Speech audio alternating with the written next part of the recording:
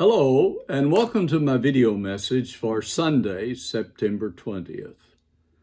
My subject for today is excuses.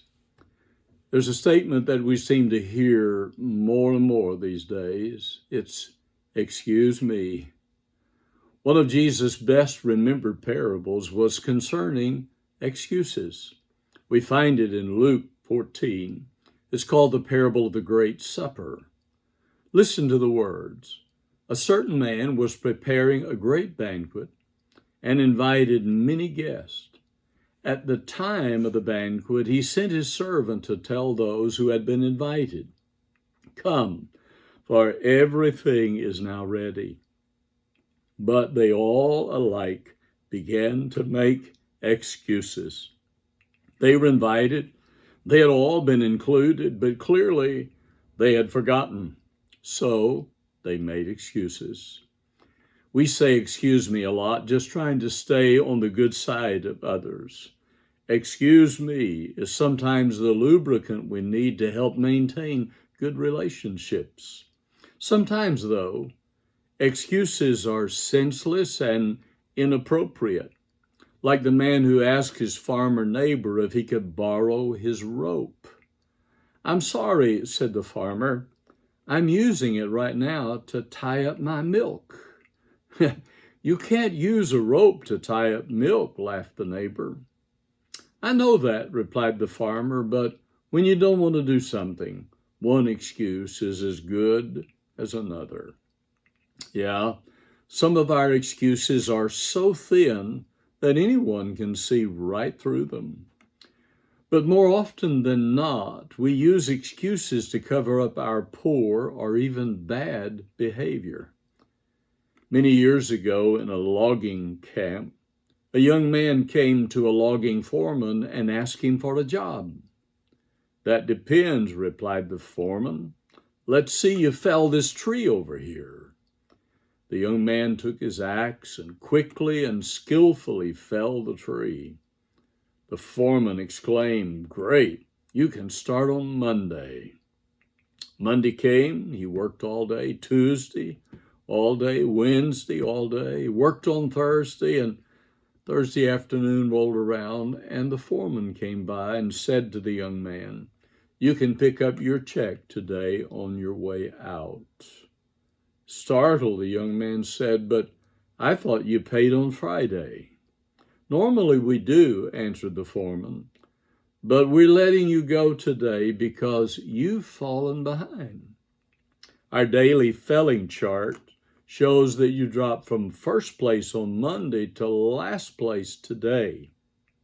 But the young man said, "I'm a hard worker.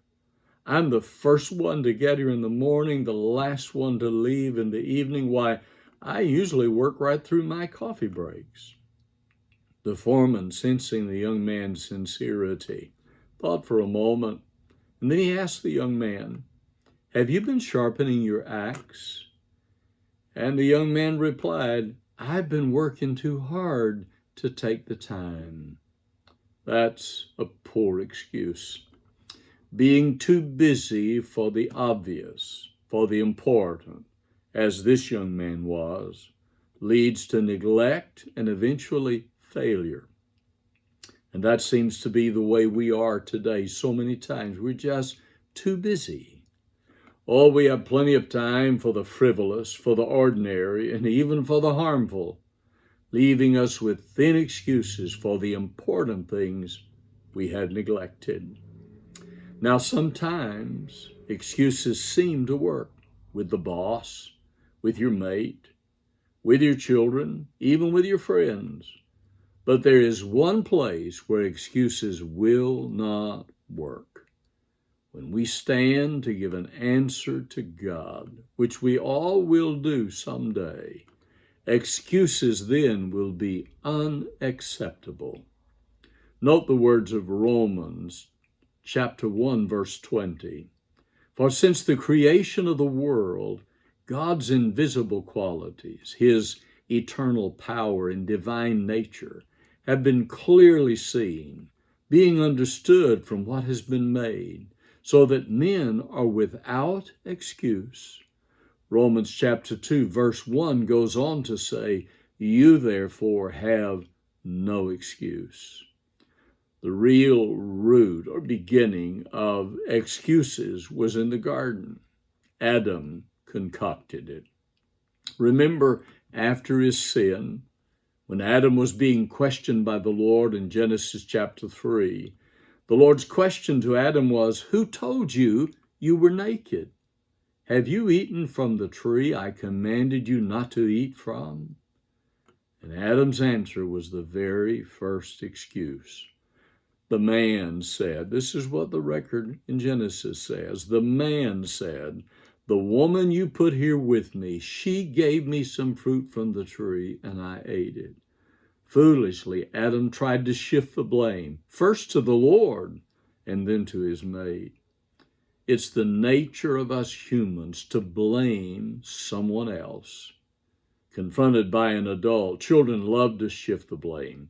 "He did it," one says. "No, I didn't. He did it," says the other. Excuses begin early. What Adam started is still with us today. However, a day of accounting is certain. Romans 14 speaks of a coming day when every knee shall bow before the Lord. Then verse 12 says, "So then every one of us shall give an account of himself to God." On that day, no excuses will be accepted. The evidence will be incontrovertible. The books of heaven will be open, and our lives will be revealed for all to see. According to Jesus, on that day, every secret will be broadcast. Excuses will be rejected. One dictionary definition of the word excuse is a reason put forward to justify an offense. According to Jesus, heaven's response to excuses will be, "Depart from me, I never knew you."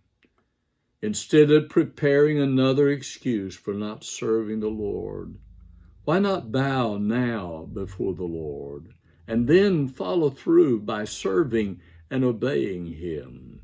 Start with, "Forgive me, Lord." Then you'll never have to say, "Excuse me." I trust you've already taken that step and you're serving the Lord today. If you're not, it's not too late, but don't put it off, because no excuse day is coming. Thank you for watching today. I remind you we are having public worship service this Sunday at Trinity Gospel Church. We invite you to come if you can.